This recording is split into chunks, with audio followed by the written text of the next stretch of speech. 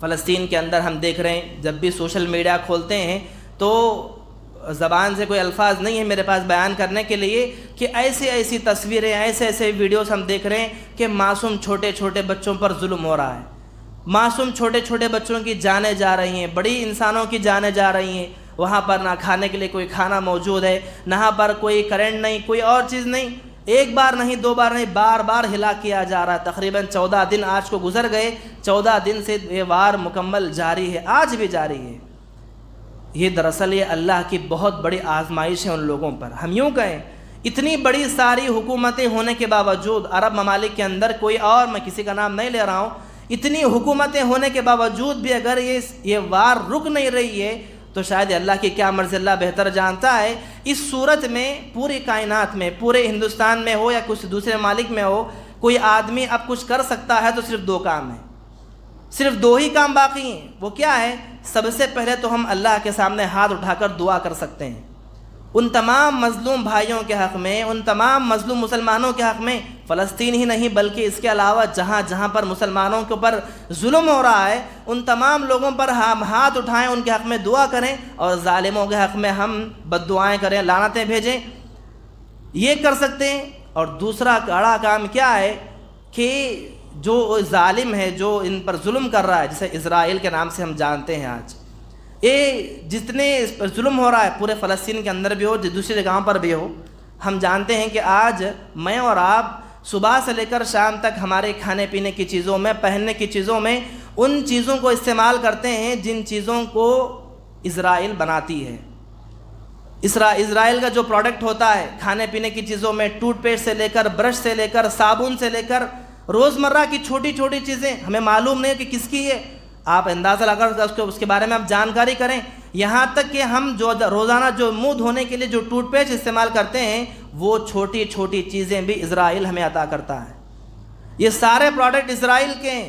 اگر آپ کو پتہ چلے کہ آپ کو معلوم ہو کہ یہ چیز وہاں سے بنتی ہے، ان لوگوں کی کمپنی ہے، ان لوگوں کا پروڈکٹ ہے، کچھ دنوں کے لیے ہی صحیح آپ اگر اس کو بند کر دیں گے تو پھر آپ کو بہت بڑا فائدہ یہ ہوگا، ان کو اتنا بڑا نقصان، جیسا کہ کل ہی میں دیکھ رہا تھا کہ رپورٹ کے اندر ہی پورے ہندوستان کے اندر صرف کئی جگہوں پر اس کا بائیکاٹ کر دیا گیا ان چیزوں کا، تو اس کی شیئر مارکیٹ کی جو ویلیو تھی کئی ملینز، ہزاروں میں وہ گر گئی ایک دن کے اندر۔ خالی ایک دن میں جتنی چیزیں بکنی تھی جہاں پر مالوں میں، دکانوں کے اندر، وہ ایک دن اگر مسلمانوں نے وہ چیزیں نہیں خریدی تو تقریباً ہزاروں لاکھوں میں ان کا نقصان ہوا ایک دن کے حد تک۔ اگر پوری طرح سے اگر اسی کا بائیکاٹ ہی کر دیا جائے تو ان کی جو طاقتیں ہیں، ان کی طاقت یہی ہے۔ اسرائیل کی آج سب سے بڑی طاقت کیا ہے جانتے ہیں؟ ان کے پروڈکٹ دنیا کے کونے کونے میں موجود ہے، ان کے پاس کوئی اور طاقت نہیں، طاقت یہی کہ ان کا ہی مال ہم سب استعمال کرتے ہیں، ہم ہی نہیں پوری دنیا میں ان کا پروڈکٹ آج بکتا ہے، بے جھجک بلا کوئی ایڈورٹائزمنٹ کی ان کا پروڈکٹ بکتا ہے، بھرپور فائدہ کسی کو پہنچتا ہے ہماری چیزوں سے تو اسرائیل کو پہنچتا ہے۔ تو اگر کسی کی کمر توڑنی ہے تو یہیں پر ہم توڑ سکتے ہیں، اس کے علاوہ کوئی اور چارہ نہیں ہے۔ یا تو استغفار، اللہ سے دعا بار بار ہم کریں، اور دوسری چیز ہم یہ کام کریں۔ اگر ایک کام کریں گے تو اللہ کی مدد شامل حال ضرور ہوگی، اللہ کی مدد بھی آئے گی، اور ان کی جو طاقت ہے اس طاقت کو کمزور کرنے میں ہم بہت بڑا ساتھ دینے والے ہوں گے۔ دعا کرتا ہوں تمام قسم کی تعریفیں، حمد و ثنا، بڑائی و کبریائی اسی اللہ کے لیے لائق و سزاوار ہیں جو اس کائنات کا رب العالمین ہے۔ بے پناہ درود و سلام نازل ہو تمام انبیاء علیہ الصلاۃ والسلام پر، بالخصوص میرے اور آپ کے آخری نبی جناب محمد رسول اللہ صلی اللہ علیہ وسلم پر، اللہم صلی وسلم وبارک علیہ۔ محترم حاضرین، جیسا کہ ہم سلسلہ وار موضوع سیرت صحابہ کے حوالے سے، وہ 10 صحابہ جنہیں عشرہ مبشرہ کہا جاتا ہے، جنہیں اللہ کے نبی صلی اللہ علیہ وسلم نے جنت کی بشارتیں سنائی، اسی کے حوالے سے ہم کئی جمعہ سے خطاب سنتے ہوئے آ رہے تھے۔ تو آج میں آج کی ایک جمعہ کے لیے اپنے موضوع سے ہٹ کر حالات کی مناسبت سے گفتگو کرنا چاہتا ہوں انشاءاللہ جو ہمارا سلسلہ وار موضوع ہے وہ آئندہ کے جمعہ سے کنٹینیو رہے گا انشاءاللہ۔ حالات کے پیش نظر جیسا کہ ہم سب دیکھ سکتے ہیں کہ دنیا بھر میں بالخصوص فلسطین کے اندر مسلمانوں کی جو صورتحال ہے، شاید کہ تاریخ میں ایسی کوئی حالت دنیا کے اندر نہ دیکھی گئی ہو، اتنا بڑا ظلم، اور ایک دن نہیں، 2 دن نہیں، کئی دنوں سے سلسلہ وار چلتا جا رہا ہے۔ اللہ ان پر رحم فرمائے۔ تو محترم حاضرین، آئیے اسلام کے اندر شریعتاً یہ مصیبتیں یا آزمائشیں مسلمانوں کے اوپر ہو یا کسی اور کے اوپر ہو جہاں پر آتی ہیں تو کس وجہ سے، کس ناحیے سے آتی ہیں، اور جب یہ مصیبتیں آزمائشیں اللہ تبارک و تعالیٰ کسی پر ڈالتا ہے تو پھر ان سے باہر نکلنے کے بعد اس کا اجر بھی اتنا ہی ملتا ہے۔ آئیے میں اسی کے حوالے سے کچھ گفتگو کی کوشش کروں گا۔ دعا کرتا ہوں اللہ تعالیٰ سے اللہ پہلے مجھ کہنے والے کو اور آپ سبھی سننے والوں کو ان باتوں پر عمل کرنے کی توفیق عطا فرمائے۔ محترم حاضرین، سورہ عنکبوت کی جو آیتیں میں نے آپ کے سامنے خطبہ مسنونہ آپ کے سامنے تلاوت کی، جس میں اللہ تبارک و تعالیٰ نے ارشاد فرمایا الف لام میم احسب الناس ان یترکوا ان یقولوا آمنا وهم لا یفتنون، کیا یہ لوگ سمجھ چکے ہیں کہ ایمان لانے کے بعد یہ کیا فوراً کامیاب ہو جائیں گے؟ کیا ان لوگوں کو بنا آزمائش کے جنت کے اندر داخل کر دیا جائے گا؟ کیا یہ لوگ سمجھتے ہیں کہ اسلام کے اندر داخل ہو گئے، ایمان لا لیے، تو کیا انہیں بنا کوئی آزمائش کے، بنا کوئی پریشانی کے جنت کے اندر داخل کر دیا جائے، کامیاب ہو جائیں گے؟ وَلَقَدْ فَتَنَّا الَّذِينَ مِنْ قَبْلِهِمْ، ان لوگوں سے پہلے جتنے قومیں آئیں، جتنے لوگ آئیں، ہم نے ان کے ساتھ بھی آزمایا ہے، ہم نے ان لوگوں پر بھی آزمائشیں کی، ان لوگوں پر بھی ہم نے امتحانات لائے، تبھی جا کر پتہ چلا کہ کون سچا ہے کون جھوٹا ہے، تبھی جا کر پتہ چلا کہ کون سچا ہے کون منافق ہے۔ یہ آیت کریمہ ان صحابہ کے بارے میں نازل ہوئی جن کا ایمان ہماری زبانیں ہم بیان نہیں کر سکتے۔ جب یہ لوگ اسلام کے اندر داخل ہوئے، ایمان والے ہو گئے، تو اللہ نے ان لوگوں سے کہا کہ ایمان لانے کے بعد کامیابی اتنی آسانی سے نہیں ملتی، اسلام کے اندر داخل ہونے کے بعد جنت یوں ہی نہیں مل جاتی، جنت کو پانے کے لیے درمیان میں آزمائشوں سے گزرنا پڑتا ہے، جنت کو پانے کے لیے امتحانات سے گزرنا پڑتا ہے۔ اس آیت میں اللہ نے 3 سبق اللہ نے بیان فرمایا۔ سب سے بڑا سبق کیا ہے؟ یہ اللہ کا قانون ہے، یہ اللہ کا قانون ہے۔ اس دنیا کے اندر جو آدمی یہ دعویٰ کرتا ہے کہ میں مومن ہوں، جو آدمی اس دنیا کے اندر دعویٰ کرتا ہے کہ میں متقی ہوں، اللہ سے ڈرنے والا ہوں، اس آدمی کے اوپر آزمائشیں آتی ہیں۔ جو آدمی اللہ سے جتنا زیادہ ڈرنے والا ہوتا ہے، جتنا اللہ کے اوپر اس کا توکل ہوتا ہے، اسی آدمی پر، اسی گھر پر، اسی محلے پر، اسی معاشرے پر سب سے زیادہ آزمائشیں ٹوٹ پڑتی ہیں، سب سے زیادہ امتحانات انہی گھروں میں، انہی لوگوں پر آتی ہیں جو لوگ اللہ سے سب سے زیادہ قریب ہوتے ہیں، جن کا ایمان زیادہ ہوتا ہے، جن کا تقویٰ بہت زیادہ ہوتا ہے۔ ایسے لوگوں کو اللہ بار بار آزماتا ہے، زیادہ آزماتا ہے۔ پہلا سبق تو یہ کہ ایمان والوں پر آزمائشیں ضرور آئیں گی۔ دوسرا سبق کیا ہے؟ یہ آزمائش کا جو قانون ہے صرف اللہ کے نبی کے زمانے سے نہیں، اللہ نے یہی کہا کہ یہ صرف آزمائشیں تمہارے اوپر اب سے نہیں آ رہی ہیں، بلکہ تم سے پہلے جتنے انبیاء آئے، جتنے قومیں آئی، ان تمام لوگوں کو ہم نے آزمایا ہے، ان تمام لوگوں پر ہم امتحانات دیتے رہے، ان تمام لوگوں پر بھی اس سے بڑی بڑی آزمائشیں آئی، اس سے بڑے بڑے امتحانات آئے، ان امتحانات سے 2-4 ہونے کے بعد انہیں کامیابی ملی۔ اور تیسرا سبق کیا ہے؟ جب یہ آزمائشیں ایمان لانے کے بعد، جب یہ آزمائشیں مصیبتیں آتی ہیں، تبھی جا کر پتہ چلتا ہے کہ کون متقی ہے، کون پرہیزگار ہے، کون سچا ہے، کون جھوٹا ہے، آدمی اپنے ایمان میں کتنا ثابت قدم ہے، انہی آزمائشوں میں پتہ چلتا ہے۔ بندہ خوشحالی میں تو اللہ کو یاد کرتا ہی ہے، بندہ خوشحالی میں اللہ کی تعریف تو زبانی کرتا ہے، تعریف تب نکلے جب اس کے اوپر آزمائشیں کے پہاڑ ٹوٹ پڑ رہے ہوں، اللہ کی حمد و ثنا تب نکلے جب اس کے اوپر مصیبتوں کے پہاڑ ٹوٹ پڑ رہے ہوں۔ یہ دراصل قانون اللہ کا ہے۔ اور آپ دیکھیں گے انسان ہونے کے ناحیے سے میں بھی آپ بھی ہر انسان سمجھتا ہے کہ انسانی زندگی وہ زندگی اچھی زندگی ہے جس زندگی کے اندر کوئی پریشانی نہ ہو، ٹینشن نہ ہو، مصیبت نہ ہو. لیکن قرآن کہتا ہے لقد خلقنا الانسان فی کبد، ہم نے انسان کو پیدا کیا ہی ہے ہم نے مشقتوں میں. انسان کی پیدائش کی گئی ہی مصیبتوں میں، مشقتوں میں ہم نے پیدا کیا ہے. انسان گویا دنیا کے اندر آیا ہے تو پریشانیاں اس کے ساتھ لگی ہوئی ضرور ہیں، اس کے ساتھ آزمائشیں لگی ہوئی ضرور ہیں. اب سورہ بقرہ میں اللہ نے تفصیل سے ذکر کیا کہ کیسی کیسے آزمائشیں آئیں گی، ہم کن کن لوگوں کو کیسے کیسے آزمائیں گے. سورہ بقرہ میں اللہ نے کہا وَلَنَبْلُوَنَّكُمْ بِشَيْءٍ مِّنَ الْخَوْفِ وَالْجُوعِ وَنَقْصٍ مِّنَ الْأَمْوَالِ وَالْأَنفُسِ وَالثَّمَرَاتِ. 5 طرح سے، اور اس سے بھی کہیں اور دوسری جگہ پر اللہ نے کہا کہ ہم آزمائیں گے مومنوں کو. کیسے آزمائیں گے؟ والخوف، ہم خوف کے ذریعے سے آزمائیں گے.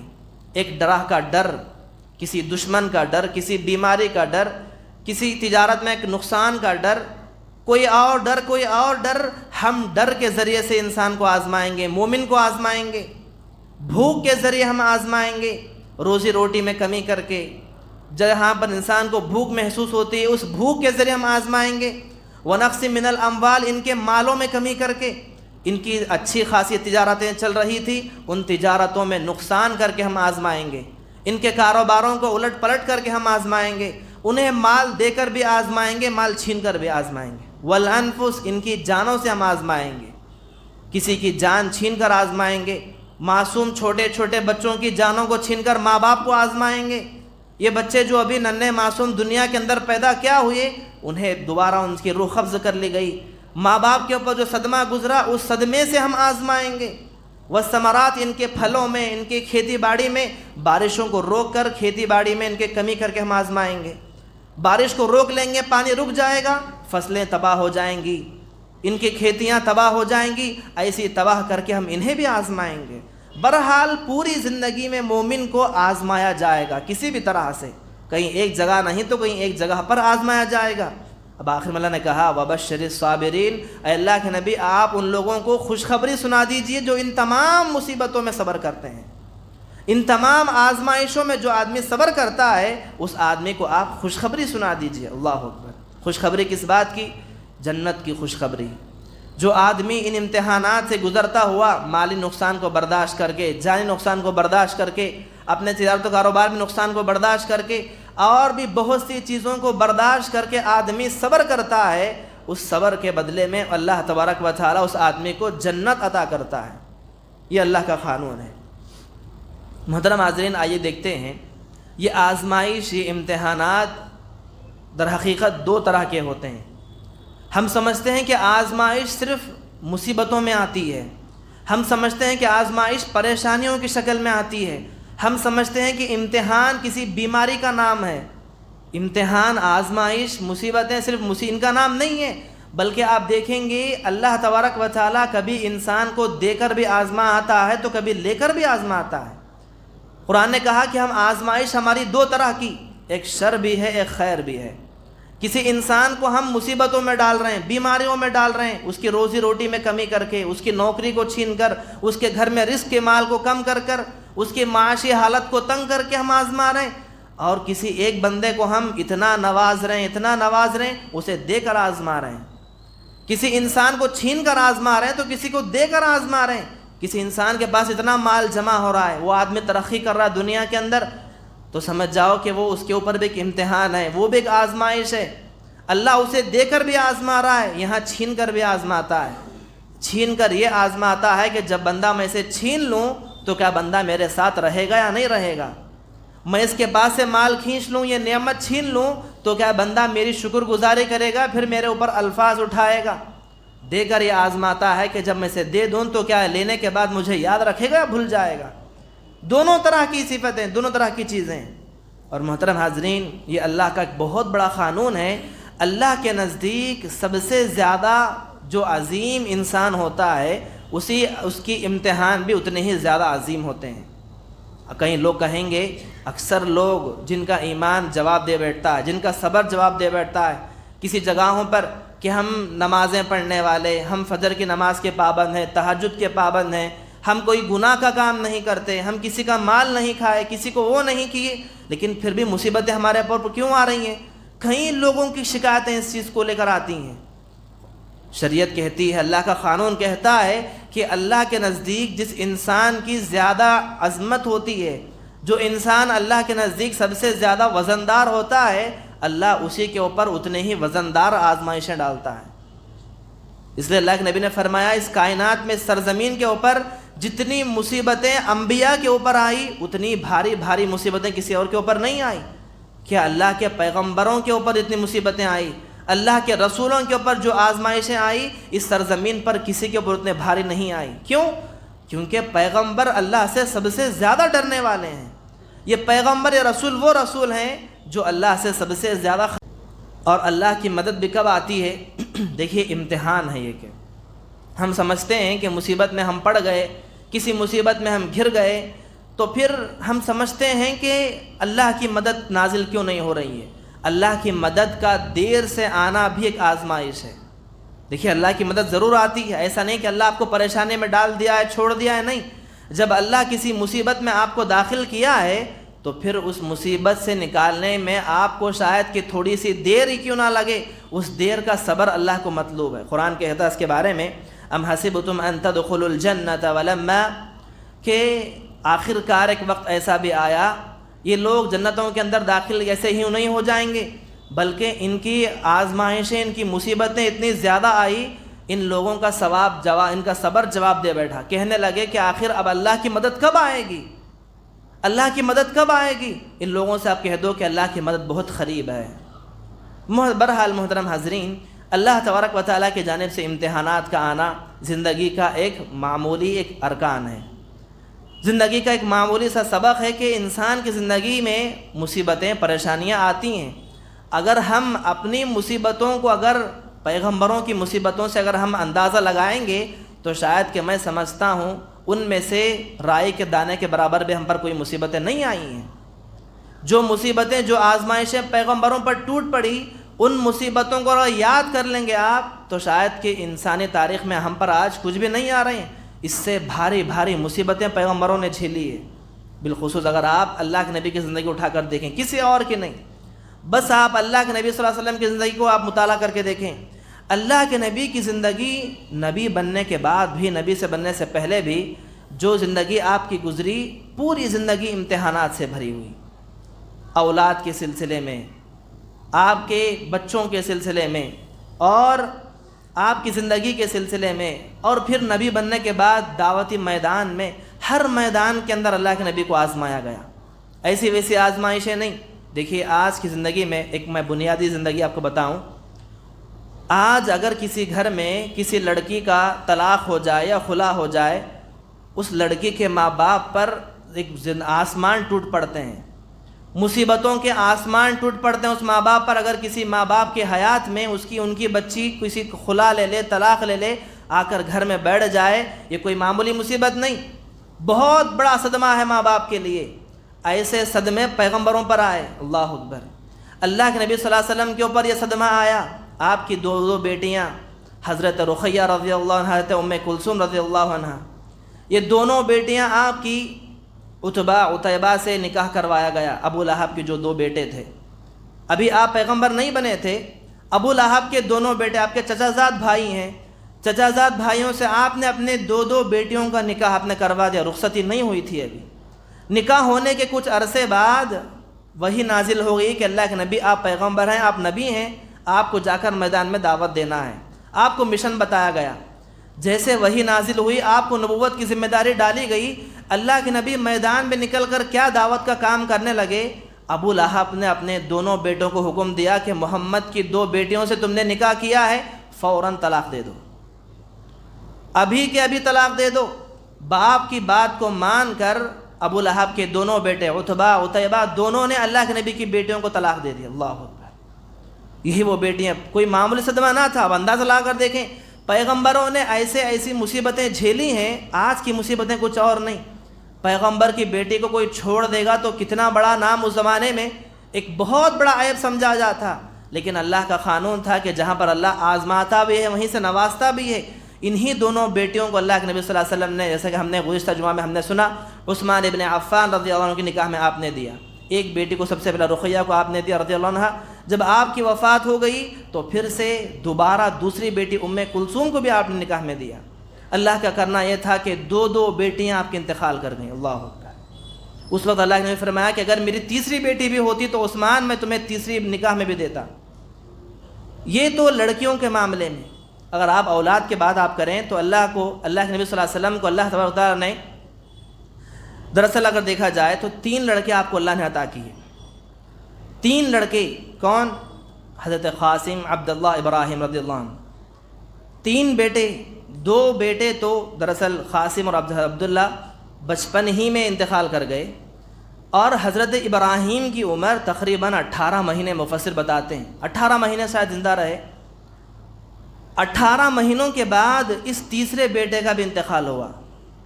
اندازہ لگائیں آپ، کوئی معمولی بات نہیں، ایک کے بعد ایک بچے پیدا ہوتے گئے اور آپ کے بچے انتقال کرتے گئے۔ نبی پر صدمہ ٹوٹ پڑا، پہاڑ ٹوٹ پڑے۔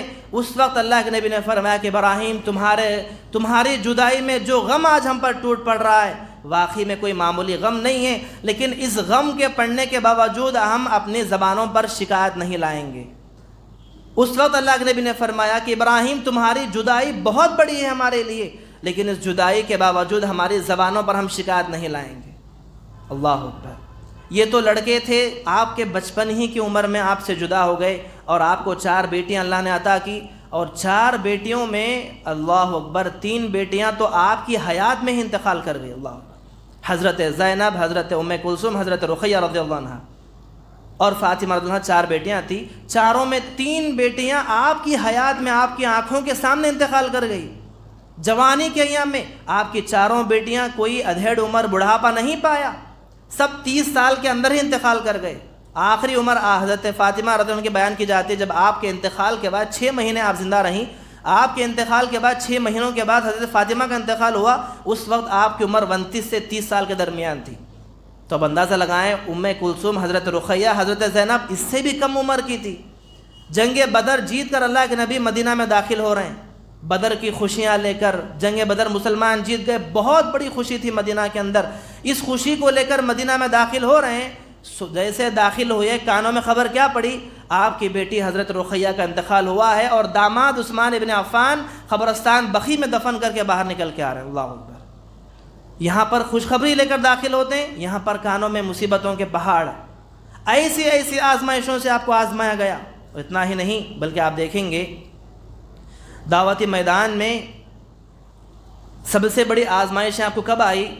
معراج سے پہلے، جیسے ہم بار بار واقعہ ہم سنتے ہیں۔ آپ صلی اللہ علیہ وسلم کو اور آپ کے صحابہ کو شیب ابی طالب کے حصار کے نام پر بائیکاٹ کر دیا گیا۔ ایک جگہ تھی، وہاں پر محصور کر دیا گیا۔ پورے مسلمانوں کا بائیکاٹ، نہ مسلمانوں سے کوئی بات چیت کرے گا، نہ مسلمانوں سے کوئی لین دین کرے گا، نہ مسلمانوں سے کوئی چیز خرید فروخت کرے گا، کچھ بھی نہیں، پوری طرح سے سماجی بائیکاٹ۔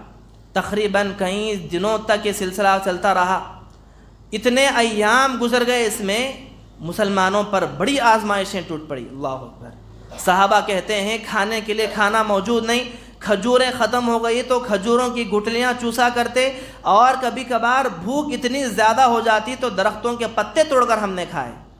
کہیں صحیح احادیث کے اندر صحابہ یہاں تک کہتے ہیں کہ جب ہم درختوں کے پتے ہم کھاتے تو جب فضلے کے لیے جاتے، قضاء حاجت کے لیے جاتے، تو ہمارا فضلہ بھی بکریوں کی مینڈیوں کی طرح ہوا کرتا تھا۔ بکریوں کی جو مینڈیاں ہوتی ہیں، بکریوں کا جو فضلہ ہوتا ہے، ویسا فضلہ ہمارا بھی ہوا کرتا درختوں کے پتوں کی کھانے کی وجہ سے۔ ایسے ایام سے مسلمانوں کو گزرنا پڑا، بہت بڑی آزمائش ہے۔ یہ آزمائش ختم نہ ہوئی، اس آزمائش سے ذرا باہر نکل کر ایک دن تو کچھ دن ایام کیا گزرے تھے، اچانک اللہ کے نبی صلی اللہ علیہ وسلم کے چچا ابو طالب کا انتقال ہو گیا۔ اللہ اکبر۔ اس صدمے سے باہر نکلے اللہ کے نبی، آپ کے چچا ابو طالب کا انتقال ہو گیا۔ کون ہے ابو طالب؟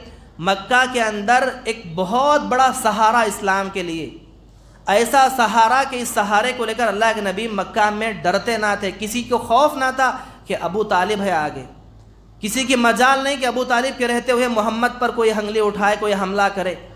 بہت بڑا بہادر سہارا تھا، یہ سہارا چلا گیا۔ اللہ اکبر۔ صدمہ یہ نہ تھا کہ چچا چلے گئے، صدمہ یہ تھا کہ چچا تو چلے گئے لیکن اسلام کے اندر نہیں آئے۔ بہت بار جا کر دعوت دی، سمجھایا کہ چچا آ جاؤ اسلام کے اندر، کلمہ پڑھ لو، میں آپ کی سفارش کر دوں گا۔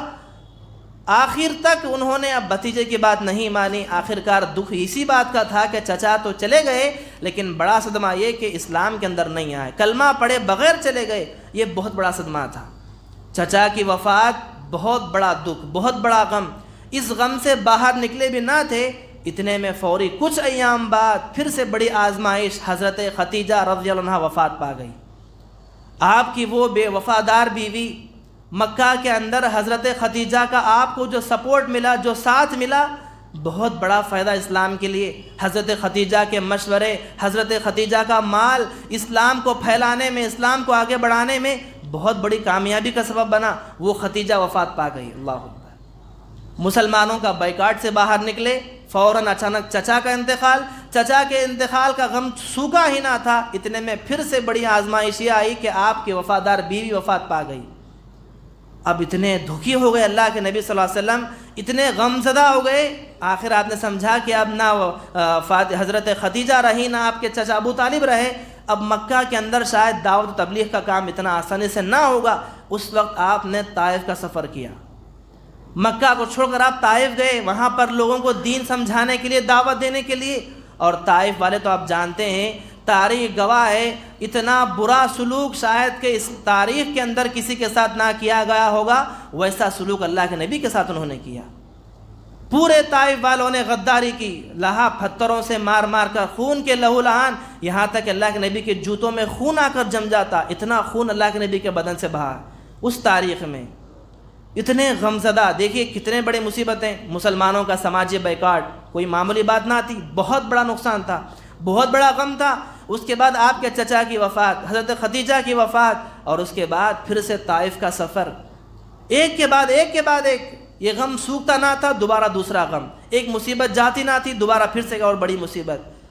اللہ کے نبی اتنے غمزدہ ہو گئے تھے، اتنا دل تھک چکا تھا، اور اللہ کو رحم آئی یہاں پر، اللہ کی چاہت یہ ہوئی کہ اللہ کے نبی پر اتنی مصیبتیں، اتنے پریشانیاں آ رہی ہیں، محمد برداشت کر رہے ہیں، نبی ہیں، ایک پیغمبر پر اتنی مصیبتیں، اتنی آزمائشیں، جو پیغمبر کے پاس بار بار فرشتے آ کر کہتے ہیں کہ محمد اگر آپ حکم دے دیں تو ان پہاڑوں کو سونا بنا دیں، اگر آپ حکم دیں تو دونوں طائف کے درمیان، دو پہاڑوں کے درمیان میں طائف کا شہر ہے، آج ہی موجود ہے وہ، اگر آپ حکم دیں تو دونوں پہاڑوں کو ملا دیں گے، یہ تیز جو شہر ہے تباہ برباد ہو جائے گا، یہ لوگ ہلاک ہو جائیں گے۔ آسمان سے فرشتے بار بار آ کر پوچھ رہے ہیں اس پیغمبر کو، اس پیغمبر کی زندگی ایسی کہ بار بار آزمائشیں، بار بار مصیبتیں، ایک کے بعد ایک بڑی آزمائش۔ اتنی آزمائشوں سے آنے کے بعد بھی نہ اللہ کے نبی کے زبانیں کوئی شکایت نکلی، نہ اللہ کے نبی کے زبانیں کچھ آپ نے کبھی ناراضی کا اختیار آپ نے۔ آخرکار اللہ تعالیٰ کو منظور یہ ہوا کہ اللہ نے آپ کو معراج کی رات آپ کو اللہ نے اپنے پاس بلایا۔ دراصل دیکھیے آپ، یہ سارے واقعات کب ہوئے؟ اسراء و معراج کا جو واقعہ پیش آیا، معراج کے واقعے سے پہلے کے واقعات ہیں سب یہ۔ اللہ کے نبی بڑے دکھی ہو گئے تھے، تو اللہ نے چاہا کہ آپ کے ان تمام صورتوں پر مرہم لگانے کے لیے، آپ کو روحانی خوشی دینے کے لیے آپ کو اللہ نے اپنے پاس بلایا، اس مقام تک بلایا جس مقام تک آج تک کسی کے پہنچ نہ ہوئی۔ سدرۃ المنتہا تک فرشتوں کی پہنچ تھی، حضرت جبریل بھی وہیں تک جا سکتے تھے۔ کہا کہ اللہ کے نبی سدرۃ المنتہا کی ایک ڈیڈ لائن ہے، یہاں تک مجھے اجازت ہے، اس کے آگے میں جاؤں گا تو میرے بھی پر جل جائیں گے۔ اللہ کے نبی کو وہاں سے چھوڑ دیا گیا، واحد اللہ کے نبی اکیلے سدرۃ المنتہا سے آگے گئے، اور جا کر اللہ تعالیٰ سے ایک پردہ تھا، درمیان میں ہم کلام ہوئے، جو واقعہ پیش آیا، روحانی خوشی اللہ کے نبی کو ملی۔ محترم حاضرین، بتانا مقصود یہ ہے، ایسے کہیں اور بھی چیزیں اللہ کے نبی کی زندگی کا آپ سیرت کا مطالعہ کریں گے تو اتنے واقعات، اتنی زندگی آپ کو ایسی ملے گی کہ جس زندگی میں اللہ کے نبی کو بے انتہا دکھ ملے، بے انتہا درد ملے، طرح طرح کی مصیبتوں کا سامنا کرنا پڑا، آزمائشوں کا سامنا کرنا پڑا۔ لیکن خلاصہ کلام کیا ہے؟ خلاصہ کلام یہی ہے کہ جب بندوں سے انسانوں کو تکلیف پہنچتی ہے، مخلوق سے انسانوں کو، جب انسان کو تکلیف پہنچتی ہے، کوئی آدمی مجھے ستا رہا ہے بار بار، دیکھیے قانون شریعت کا، قرآن کہتا ہے وَلَقَدْ نَعْلَمُ أَنَّكَ يَضِيقُ صَدْرُكَ بِمَا يَقُولُونَ فَسَبِّحْ بِحَمْدِ رَبِّكَ وَكُن مِّنَ السَّاجِدِينَ۔ اللہ کے نبی سے اللہ نے کہا کہ اللہ کے نبی اگر آپ کو ان کے طعنے برداشت نہ ہو رہے ہیں، ان لوگوں کے طعنے، ان لوگوں کی کرتوتیں، ان لوگوں کے کام اگر آپ کو برداشت نہ ہو رہے ہیں، فوراً آپ ہمارے جانب آ جائیے۔ کیا کریں آپ ہمارے جانب؟ فسبح بحمد ربک، اللہ کی تسبیح بیان کیجیے، اللہ کی حمد بیان کیجیے اور سجدوں میں گر جائیے۔ اللہ اکبر۔ اللہ کے نبی نے یہی کیا۔ جتنی مصیبتیں آزمائشیں آئیں، اللہ کے نبی اللہ سے اتنا قریب ہوتے رہے۔ اور ایک قانون ہے، دنیا اگر انسان کو ستاتی ہے، ظلم کرتی ہے، چاہے میں ہو یا کوئی اور ہو، کوئی حکومت ہو، اگر کسی کو انسان کو سب مظلوم کو سب مظلومیت کے عالم میں ستاتے ہیں، اس کو چاہیے کہ وہ اللہ سے قریب ہو جائیں۔ جب بندہ اللہ سے قریب ہو جاتا ہے، یہ مصیبتیں آسانیوں میں تبدیل ہو جاتی ہیں، یہ پریشانیاں آسانیوں میں بدل جاتی ہیں۔ تو اللہ کا قانون تھا، تو اللہ کے نبی کے ان حالات کے بعد آپ کو روحانی خوشی دینے کے لیے، ایک بہت بڑا تحفہ عطا کرنے کے لیے ایک اللہ نے انعام سے نوازا۔ تو پتہ چلا کہ جہاں پر امتحانات آتے ہیں، آزمائشیں آتی ہیں، اس میں اگر انسان صبر کرتا ہے، اس کے بعد انعام بھی اتنا ہی بڑا ملتا ہے، اتنا انعام بھی اسے اتنا ہی نوازا جائے گا۔ محترم حاضرین، آج صورتحال کیا ہے فلسطین کے اندر؟ ہم دیکھ رہے ہیں، جب بھی سوشل میڈیا کھولتے ہیں تو زبان سے کوئی الفاظ نہیں ہے میرے پاس بیان کرنے کے لیے کہ ایسی تصویریں، ایسے ویڈیوز ہم دیکھ رہے ہیں کہ معصوم چھوٹے چھوٹے بچوں پر ظلم ہو رہا ہے، معصوم چھوٹے چھوٹے بچوں کی جانیں جا رہی ہیں، بڑی انسانوں کی جانیں جا رہی ہیں۔ وہاں پر نہ کھانے کے لیے کوئی کھانا موجود ہے، نہ پر کوئی کرنٹ نہیں، کوئی اور چیز نہیں، ایک بار نہیں، دو بار نہیں، بار بار ہلاک کیا جا رہا ہے۔ تقریباً 14 دن آج کو گزر گئے، 14 دن سے یہ وار مکمل جاری ہے، آج بھی جاری ہے۔ یہ دراصل یہ اللہ کی بہت بڑی آزمائش ہے ان لوگوں پر۔ ہم یوں کہیں، اتنی بڑی ساری حکومتیں ہونے کے باوجود، عرب ممالک کے اندر کوئی اور، میں کسی کا نام نہیں لے رہا ہوں، اتنی حکومتیں ہونے کے باوجود بھی اگر یہ وار رک نہیں رہی ہے تو شاید اللہ کی کیا مرضی، اللہ بہتر جانتا ہے۔ اس صورت میں پوری کائنات میں، پورے ہندوستان میں ہو یا کچھ دوسرے ممالک میں ہو، کوئی آدمی اب کچھ کر سکتا ہے تو صرف 2 کام ہیں، صرف 2 ہی کام باقی ہیں۔ وہ کیا ہے؟ سب سے پہلے تو ہم اللہ کے سامنے ہاتھ اٹھا کر دعا کر سکتے ہیں ان تمام مظلوم بھائیوں کے حق میں، ان تمام مظلوم مسلمانوں کے حق میں، فلسطین ہی نہیں بلکہ اس کے علاوہ جہاں جہاں پر مسلمانوں کے اوپر ظلم ہو رہا ہے، ان تمام لوگوں پر ہم ہاتھ اٹھائیں، ان کے حق میں دعا کریں، اور ظالموں کے حق میں ہم بد دعائیں کریں، لعنتیں بھیجیں، یہ کر سکتے ہیں۔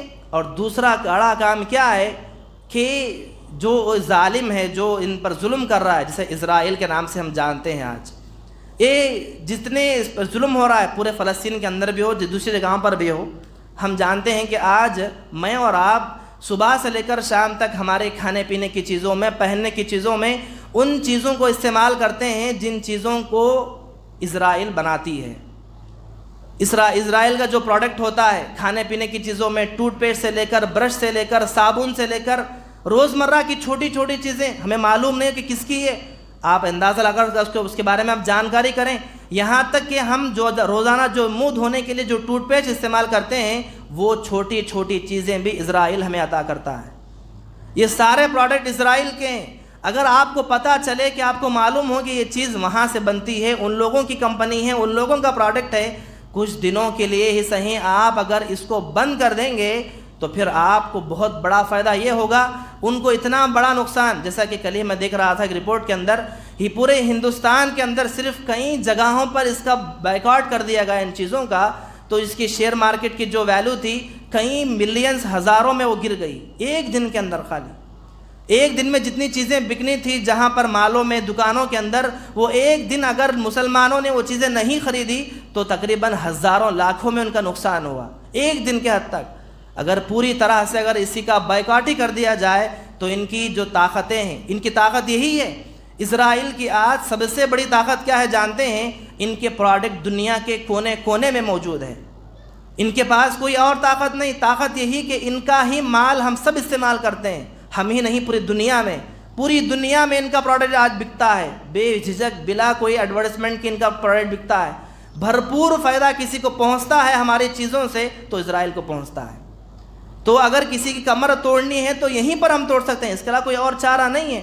یا تو استغفار، اللہ سے دعا بار بار ہم کریں، اور دوسری چیز ہم ایک کام کریں، اگر ایک کام کریں گے تو اللہ کی مدد شامل حال ضرور ہوگی، اللہ کی مدد بھی آئے گی، اور ان کی جو طاقت ہے اس طاقت کو کمزور کرنے میں ہم بہت بڑا ساتھ دینے والے ہوں گے۔